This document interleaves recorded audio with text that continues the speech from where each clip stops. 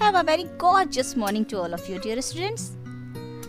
इतिहास और हमारा नागरिक जीवन पाठ 5 सल्तनत का विघटन, जिसका अध्ययन हम आज की वीडियो में करेंगे। अब तक हमने सल्तनत के विस्तार के विषय में अध्ययन किया था। अब हम सल्तनत के विघटन के विषय में अध्ययन करेंगे। उससे पहले आइए एक नजर डाल लेते हैं आज के विचार पर। ये रहा आपकी स्क्रीन पर। दूसरों की निंदा करके किसी को कुछ नहीं मिला। जिसने अपने को सुधारा उसने बहुत कुछ पाया।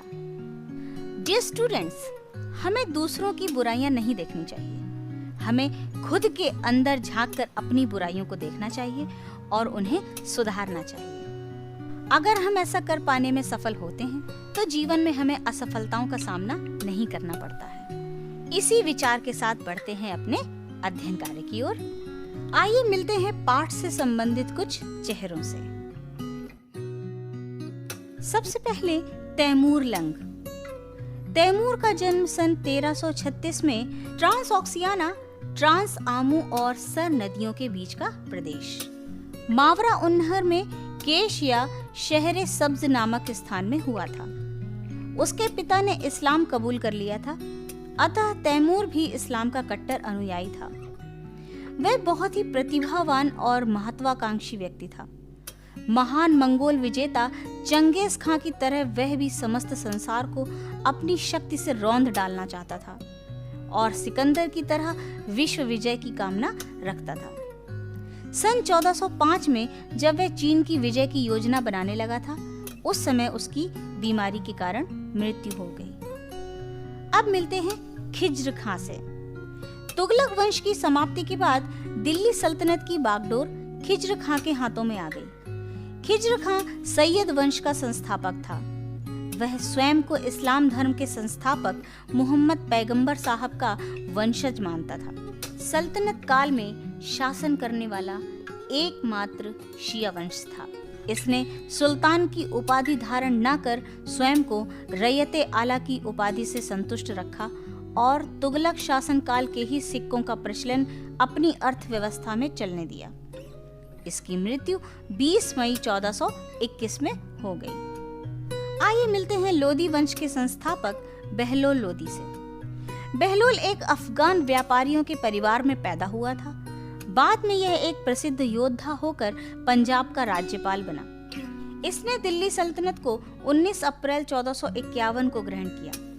सन 1446 में अपने पुत्र बरबक शाह को जौनपुर का राज्यपाल नियुक्त किया। इससे कुछ समय बाद उत्तराधिकार की समस्या खड़ी हुई, जो कि इसके पुत्र सिकंदर लोदी ने ही दावा करके खड़ी की थी। सिकंदर को उत्तराधिकारी स्वयं बहलोल ने ही बनाया था। बाद में बहलोल की मृत्युपरांत वही सुल्तान बना सन 1489 में। आइए रूबरू होते हैं सिकंदर लोदी से। 17 जुलाई 1489 अपने पिता बहलोल खान लोदी की मृत्यु के बाद सिकंदर सुल्तान बना।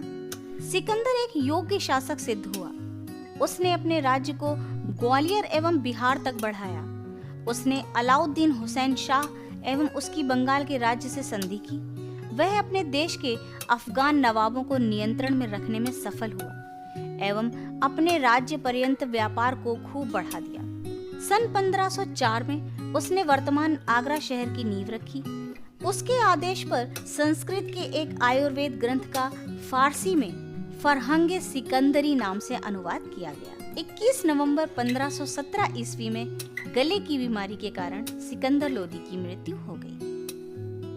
आइए अब मिलते हैं सिकंदर लोदी के पुत्र इब्राहिम लोदी से, जो कि दिल्ली सल्तनत का अंतिम सुल्तान था।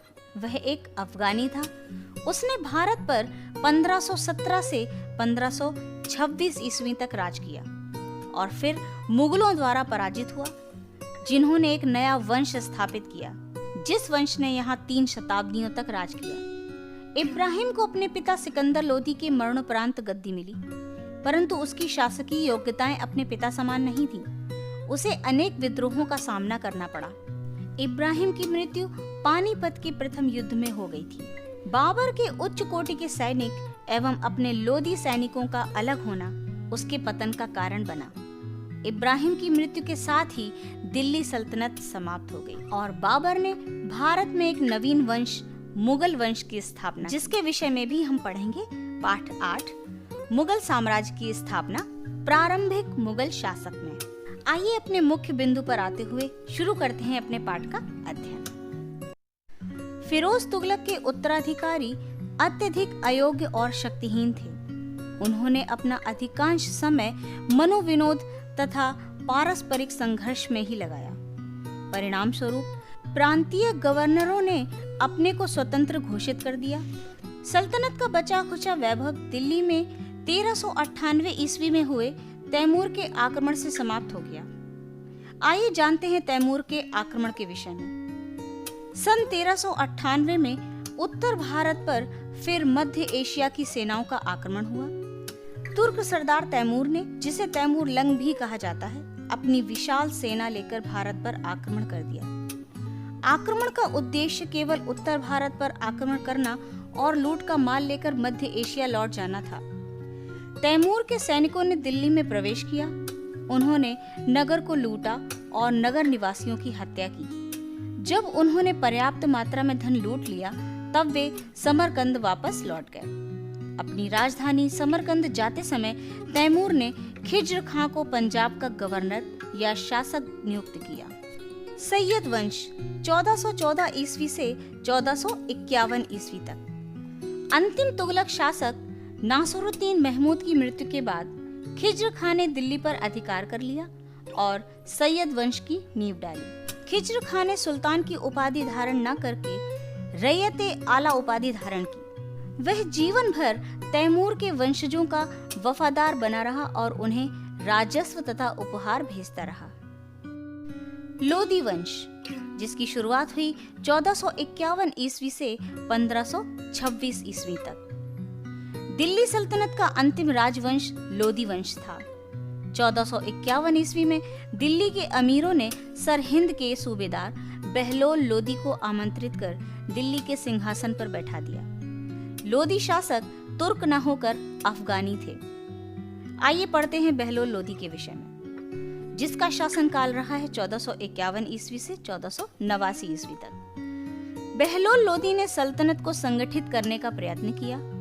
उसने जौनपुर पर आक्रमण कर शर्की शासकों को पराजित कर अपने अधीन कर लिया। सिकंदर लोदी, जिसका शासनकाल रहा है 1489 ईस्वी से 1517 ईस्वी तक। बहलोल लोदी के बाद उसका पुत्र निजाम खां सुल्तान सिकंदर शाह नाम से सिंहासन पर बैठा।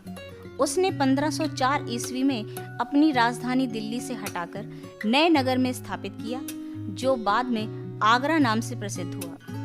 सिकंदर लोदी की साहित्य के प्रति विशेष रुचि थी। उसके शासनकाल में कई ग्रंथों का फारसी में अनुवाद हुआ, जिनमें से एक आयुर्वेदिक ग्रंथ का नाम फरहंगे सिकंदरी रखा गया।